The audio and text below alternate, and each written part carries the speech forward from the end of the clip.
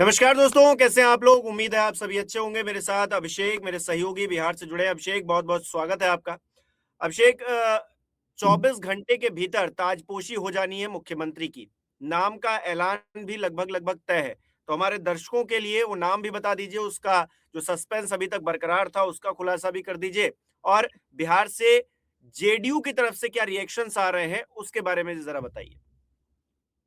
सबसे पहले तो हम आपको बता दें, अपने दर्शकों को बता दें कि एक बार फिर 4 PM की जानकारी पर मुहर लगने जा रही है। कई नाम चल रहे थे, 4 नाम, 5 नाम, 6 नाम, 7 नाम, लेकिन ऐसा लगता है कि कल जब शिवराज सिंह पर्ची निकालेंगे तो वो नाम सम्राट चौधरी का ही होगा। और नीतीश कुमार ने राज्यसभा के लिए नामांकन किया और इस बात का अंदेशा बढ़ा कि नीतीश कुमार मुख्यमंत्री की कुर्सी छोड़ेंगे। कोई बड़े खेल की संभावना हालांकि थी, आगे भी रहेगी, लेकिन अगर कोई बड़ा खेल नहीं हुआ, बीजेपी का सीएम हुआ, तो वो सीएम सम्राट चौधरी ही होंगे। ये बात हम पहले दिन से कह रहे हैं और लगातार ये कह रहे हैं, और हमने यह भी कहा, अपने दर्शकों को ये बताया कि कोई दूसरा, तीसरा, चौथा और पांचवा नाम रेस में नहीं है। यहाँ कोई रेस ही नहीं है और कोई पर्ची नहीं निकलने वाली है। पर्ची के लिए भले शिवराज सिंह को भेजा गया है, लेकिन नाम तय है। एक ताजी जानकारी मैं आपको बता दूं, सम्राट चौधरी मुख्यमंत्री होंगे, इस बात की संभावना पूरी तरह से बढ़ गई है, या एक संकेत मिल गया है। कल 14 अप्रैल की तारीख है। कल का दिन भी बड़ा महत्वपूर्ण है। 14 अप्रैल शिवराज सिंह चौहान पटना पहुंचेंगे, तो भारतीय जनता पार्टी का विधायक दल चुना जाएगा। कल कई बैठकें होनी है। बिहार के मुख्यमंत्री नीतीश कुमार मुख्यमंत्री के तौर पर आखिरी कैबिनेट की बैठक करेंगे। नीतीश कुमार राजभवन जाकर अपना इस्तीफा सौंपेंगे। ये सारी चीजें कल होनी है। उससे पहले आज क्या हो रहा है, अभी का ताजा अपडेट ये है, या आज का ताजा अपडेट ये है कि सम्राट चौधरी का जो बंगला है, 5 देश रत्न मार्ग सरकारी बंगला, वहां भी हलचल है और मुख्यमंत्री आवास पर भी हलचल बढ़ी हुई है। नीतीश कुमार ने अपनी पार्टी के बड़े नेताओं के साथ माफ कीजिएगा, विजय चौधरी, अशोक चौधरी, ललन सिंह, संजय झा के साथ मीटिंग की है। और उसके बाद ये नेता 5 देश रत्न मार्ग पहुंचे हैं। इन्होंने सम्राट चौधरी से मुलाकात की है। सम्राट चौधरी के सरकारी आवास पर जाके राज्यपाल के जो सचिव हैं उन्होंने भी सम्राट चौधरी से मुलाकात की है। तो अभी अभी का ताजा अपडेट ये है, टीकू भाई दलसानिया जो भारतीय जनता पार्टी के बड़े नेता हैं, वो मिलने पहुंचे हैं सम्राट चौधरी से। बीजेपी के कई बड़े नेता सम्राट चौधरी के घर पर पहुंचे हैं। तो सम्राट चौधरी के घर पर हलचल तेज है और अब तकरीबन ये फाइनल है कि सम्राट चौधरी बिहार के अगले सीएम होने जा रहे हैं। अब एक दिलचस्प जानकारी मैं अपने दर्शकों को दूं, हालांकि बहस से थोड़ा इतर विषय है, लेकिन है सम्राट चौधरी से जुड़ा हुआ मामला। कई बार ये जानकारी हम अपने दर्शकों को दे चुके हैं। दरअसल सम्राट चौधरी जिस सरकारी बंगले में रहते हैं, 5 देश रत्न मार्ग, उस बंगले की भी अपनी एक कहानी है। और अगर सम्राट चौधरी मुख्यमंत्री बनेंगे तो मिथक टूटेगा उस बंगले का। 5 देश रत्न मार्ग का वो बंगला है। बिहार के बतौर डिप्टी सीएम तेजस्वी यादव को ये बंगला अलॉट हुआ। जब से मैं देख रहा हूँ, जो मैंने देखा है, डिप्टी सीएम बने तेजस्वी यादव 2015 में, जब महागठबंधन की सरकार बनी, नीतीश कुमार इस तरफ थे, तेजस्वी के साथ थे, और तेजस्वी यादव अपना कार्यकाल उस बंगले में पूरा नहीं कर पाए। नीतीश कुमार भाजपा के साथ आए, डिप्टी सीएम बनाए गए सुशील मोदी, लेकिन सुशील मोदी भी अपना कार्यकाल पूरा नहीं कर पाए। मतलब चुनाव हुआ तो वो डिप्टी सीएम नहीं बनाए गए। फिर तेजस्वी यादव डिप्टी सीएम बने, नहीं, फिर तारकिशोर प्रसाद डिप्टी सीएम बने 2020 के विधानसभा चुनाव के बाद, वो भी अपना कार्यकाल पूरा नहीं कर पाए। नीतीश कुमार आरजेडी के साथ चले आए। फिर तेजस्वी यादव डिप्टी सीएम बने, वो भी अपना कार्यकाल पूरा नहीं कर पाए। नीतीश कुमार फिर बीजेपी के साथ चले आए, और अब सम्राट चौधरी बतौर डिप्टी सीएम उस बंगले में रह रहे थे। अब उनको भी बंगला खाली करना होगा, लेकिन सम्राट चौधरी के लिए अच्छी बात यह होगी कि भाई उनको कोई राजनीतिक नुकसान की वजह से बंगला नहीं खाली करना होगा, वो लेकिन प्रमोट मिथक हो रहे ये हैं। भी मिथक मिथक बरकरार रहेगा कि बतौर डिप्टी सीएम जो है वो अपना हाँ, कार्यकाल पूरा हाँ, अब वो कार्यकाल मुख्यमंत्री के पूरा तौर नहीं पर कर पाए। करेंगे आगे। ये बात तो सही है। तो इस बंगले की अपनी एक कहानी है। तो खैर, बैठकों का दौर जारी है और अब तकरीबन सस्पेंस खत्म हो गया है कि सम्राट चौधरी मुख्यमंत्री होंगे कि नहीं होंगे। सम्राट चौधरी ही मुख्यमंत्री होंगे, ये भी तकरीबन तय है। आज जनता दल यूनाइटेड के कई बड़े नेताओं से हमारी मुलाकात हुई, बातचीत हुई और उन उन जो जानकारी हमने हासिल की या जो हमने जानने समझने की कोशिश की है आज सुबह से, जेडीयू में बहुत निराशा है, जेडीयू में बहुत नाराजगी नाराजगी से ज्यादा दुःख है, तकलीफ है और एक अंदेशा जनता दल यूनाइटेड में नीतीश कुमार की पार्टी में घर कर गया है कि नीतीश कुमार तो कल मुख्यमंत्री पद से इस्तीफा दे देंगे।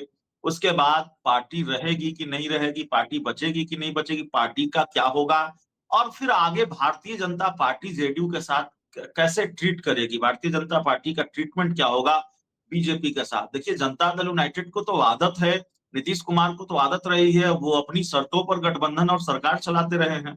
वो तो बॉस रहे हैं, 43 सीटें आ जाएं तब भी बॉस, उससे ज्यादा आ जाए तब भी बॉस। तो संख्या कितनी किसकी कितनी रही उससे मतलब नहीं, बॉस नीतीश कुमार ही होंगे जिस गठबंधन में वो होंगे। 2015 के विधानसभा चुनाव में आरजेडी को ज्यादा सीटें आई थी, जेडीयू को कम सीटें आई थी, फिर भी मुख्यमंत्री नीतीश कुमार ही बने थे।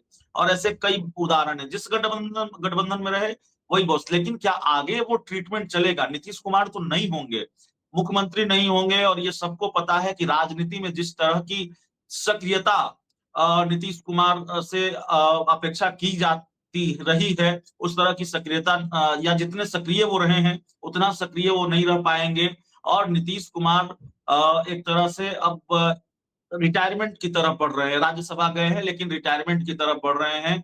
तो फिर पार्टी का क्या होगा? क्षेत्रीय देखिए परिवारवाद का आरोप लगा है नीतीश कुमार पर, क्योंकि वो अपने बेटे को राजनीति में लाए हैं और लगेगा भी। अगर लालू प्रसाद यादव के बेटे, मुलायम सिंह यादव के बेटे राजनीति में आएंगे और आप कहेंगे कि ये परिवारवाद है, तो फिर आपके पुत्र राजनीति में आएंगे तो आप पर भी ये आरोप लगेगा कि भाई परिवारवाद है, क्योंकि पैमाना अच्छा, तो एक यहाँ ही पे होगा। एक पेज अभिषेक ये लग रहा है कि फिर नीतीश कुमार ने अपने बेटे को राजनीति में एंट्री क्यों दिलाई है? क्योंकि एक तरफ कहा ये भी जा रहा है कि कोई बहुत बड़ा पद लेने नहीं जा रहे हैं निशांत कुमार। अगर निशांत कुमार कोई पद नहीं लेते हैं, तो फिर उनकी राजनीतिक एंट्री क्यों हुई है? क्या भविष्य की संभावनाओं को लेकर है? देखिए, मुझे नहीं लगता कि नीतीश कुमार ने अपने बेटे को राजनीति में एंट्री दिलाई है। पार्टी की तरफ से बहुत दबाव था और पार्टी की तरफ से जितना दबाव था, उतना ही प्रेशर था परिवार की तरफ से, परिवार के सदस्यों की तरफ से। हालाँकि परिवार के सदस्यों का कभी राजनीति में या नीतीश कुमार के फैसलों में कोई हस्तक्षेप नहीं रहा। परिवार का कोई सदस्य राजनीति में रहा ही नहीं नीतीश कुमार का। और नीतीश कुमार के फैसले में कोई वैसे भी हस्तक्षेप नहीं कर सकता। नीतीश कुमार जो चाहेंगे वही करेंगे, उनका फैसला अंतिम होता है। लेकिन हाल के दिनों में ये डिमांड बढ़ रही थी, परिवार की तरफ से भी ये मांग की जा रही थी कि निशांत को राजनीति में लाया जाए और जनता दल यूनाइटेड के नेताओं और कार्यकर्ताओं की भी ये मांग थी कि निशांत राजनीति में। उसकी एक ही वजह थी, वो वजह ये थी कि भाई जनता दल यूनाइटेड के सामने संकट ये है कि नीतीश कुमार के बाद पार्टी में कोई वैसा चेहरा नहीं है। आप किसी भी चेहरे की बात कर लीजिए, आप संजय झा की बात कर लीजिए, आप ललन सिंह की बात कर लीजिए, आप अशोक चौधरी की बात कर लीजिए, आप श्रवण कुमार की बात कर लीजिए, आप विजय चौधरी की बात कर लीजिए, कोई ऐसा चेहरा नहीं है जो सबको स्वीकार हो। जिस पर सब जिसके हाथ में कमान चले जाए तो पार्टी बची रह जाए नीतीश कुमार के बाद या नीतीश कुमार की कुर्सी छोड़ने के बाद, तो जाहिर तौर पर ये नहीं होने वाला। तो लोगों को लगता था, जेडीयू के एक बड़े धड़े को लगता था कि निशांत आ जाएंगे तो पार्टी एकजुट रह पाएगी। लेकिन निशांत ने देर कर दी है आते-आते। निशांत देर से आए हैं, उनको संभलने का मौका नहीं मिला, उनको राजनीति में स्थापित होने का मौका नहीं मिला और उनको उनका राजनीतिक अनुभव बिल्कुल शून्य है। अगर युवा नेता की बात करें तो उनकी जो उनका जो कंपटीशन है, उनकी जो प्रतिस्पर्धा है, वो तेजस्वी यादव जैसे युवा नेता से है, जो बहुत कुछ सीख चुके हैं राजनीति में। उनकी जो प्रतिस्पर्धा है वो चिराग पासवान से है, जो बड़े माहिर खिलाड़ी हैं अब बिहार की राजनीति के कम से कम। और एक लड़ाई तो बीजेपी से भी होगी, क्योंकि भारतीय जनता पार्टी किस तरह से आगे ट्रीट करेगी, बीजेपी का अपना मुख्यमंत्री हो जाएगा और भारतीय जनता पार्टी का ट्रैक रिकॉर्ड सबको मालूम है। एक चुनौती यह भी होगी कि नीतीश कुमार तो कहते रहे हैं हम क्राइम, कम्युनिज्म, करप्शन से समझौता नहीं करेंगे। नीतीश कुमार का जो सेकुलर क्रेडेंशियल है वो बरकरार रह पाएगा, भारतीय जनता पार्टी का मुख्यमंत्री होगा। तमाम तरह के सवाल उठते हैं। भारतीय जनता पार्टी अपनी पिच पर खेलेगी, बीजेपी का मॉडल चलेगा, नीतीश मॉडल चलेगा, तो किस तरह का मॉडल चलेगा यह भी देखना होगा। भारतीय जनता पार्टी और जनता दल यूनाइटेड के बीच फैसलों को लेकर आगे कोई टकराव होगा। सरकार अ, में जो फैसले लिए जाएँगे उसको लेकर कोई टकराव होगा। सरकार सुचारू रूप से चल पाएगा कि नहीं चल पाएगा, ये कई तरह के सवाल हैं। और दूसरा सवाल यह भी है कि भारतीय जनता पार्टी से नीतीश कुमार अगर मुख्यमंत्री ना रहे, नीतीश कुमार अगर उतने सक्रिय न रहे, तो फिर क्या जो टकराव देखने को मिलता था, जो लड़ने-भिड़ने की ताकत जनता दल यूनाइटेड में थी, नीतीश कुमार में थी, अपने सहयोगी दल से भी, बीजेपी से भी साथ रहते हुए, क्या वो लड़ने-भिड़ने की ताकत जेडीयू में रह पाएगी? क्योंकि जिनके हाथों में जेडीयू है, जिनके पास जेडीयू की कमान है, उनके बारे में ये परसेप्शन स्थापित है कि वो भारतीय जनता पार्टी के हो चुके हैं या भारतीय जनता पार्टी के प्रति वफादार हैं, भारतीय जनता पार्टी के साथ उनकी ट्यूनिंग बहुत है, ये परसेप्शन है। ये दूसरे लोग करें, मैं नहीं कह रहा हूँ। ये परसेप्शन है और ये सबको मालूम है कि इस तरह का परसेप्शन उनको लेकर है। तो सवाल है कि फिर क्या होगा?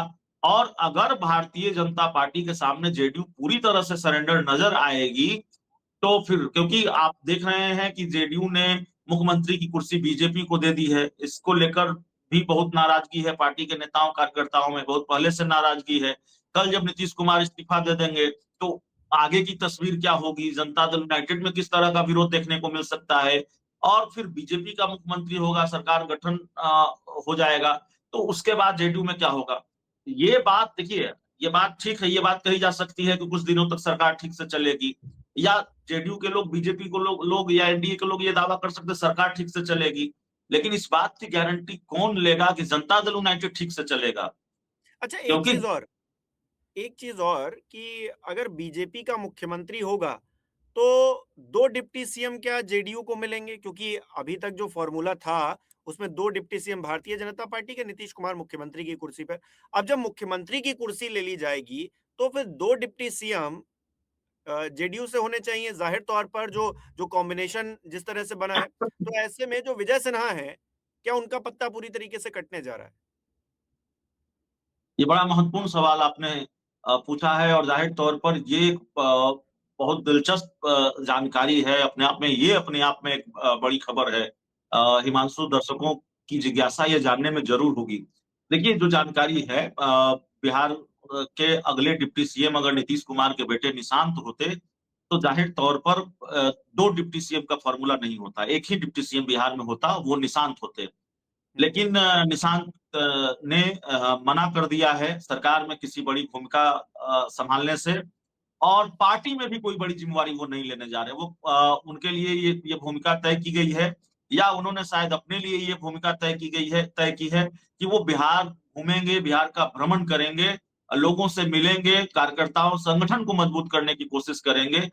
कल जेडीयू के मुख्य प्रवक्ता नीरज कुमार का जो बयान आया, उससे ये संकेत साफ है कि वो सरकार में कोई बड़ी ज़िम्मेवारी नहीं लेने जा रहे हैं और संगठन में कोई बड़ी ज़िम्मेवारी नहीं लेने जा रहे हैं। लेकिन ललन सिंह के बारे में कहा जा रहा है कि उनको मनाने की वो कोशिश कर रहे हैं कि कम से कम सरकार में आप कोई बड़ा पद ले लीजिए, डिप्टी सीएम ले लीजिए।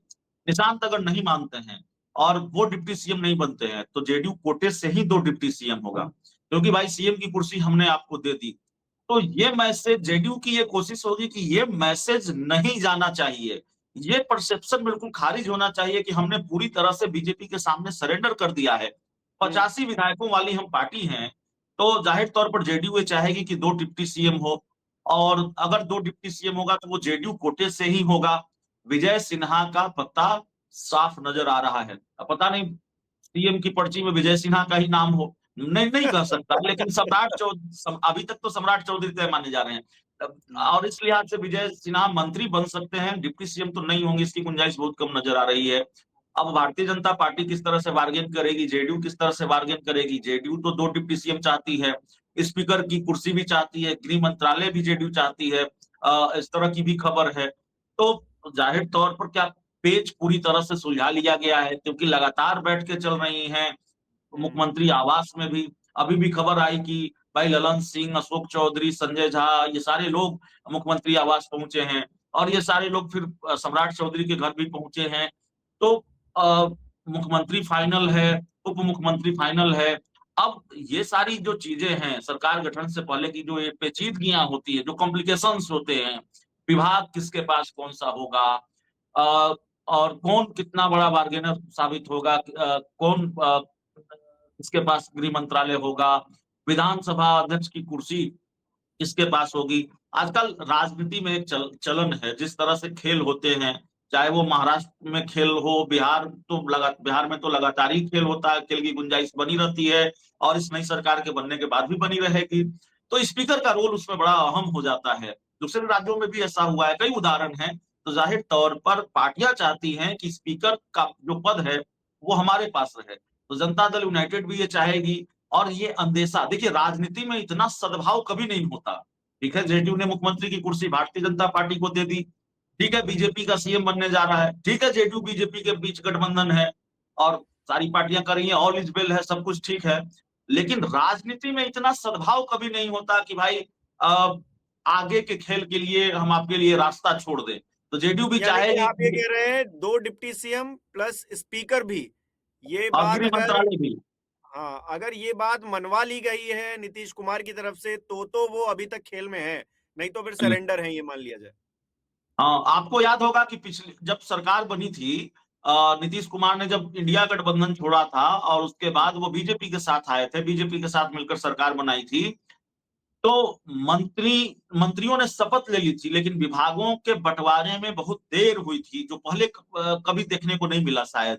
तो हम्म। बहुत पेचीदगी वाला मामला होता है। तो इस बार भी कमोबेश यही देखने को मिल सकता है। हो सकता है कि मंत्री शपथ ले लें, लेकिन विभागों के बंटवारे में देरी हो, विभागों पर फैसले में देरी हो।